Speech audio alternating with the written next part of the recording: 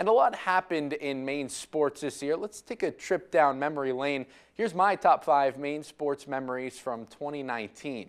Number 5 is a familiar one. If you saw my Christmas gifts piece, you'll recognize this one.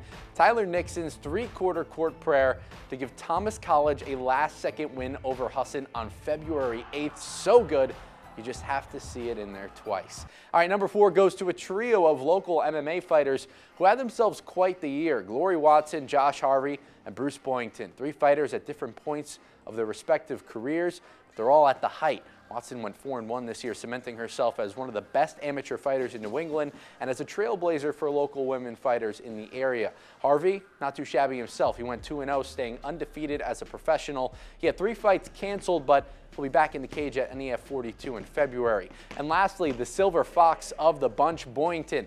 At age 40, he's knocking on the Bellator and UFC door. After defending his CES World Featherweight title against Dan Dubuque in May, he'll be fighting at NEF 42 as well.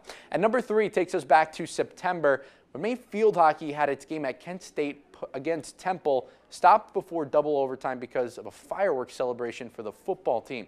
For those who aren't familiar with it, you can get caught up on our website. What it boiled down to was that it was a sobering reminder that there's still a pretty wide gender gap in sports.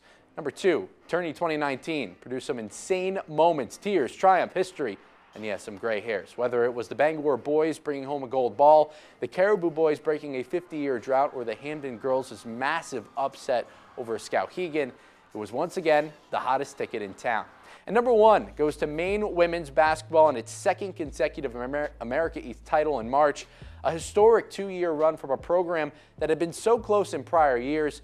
The atmosphere at home games always electric, and it was the ultimate 6th man when Maine needed it most.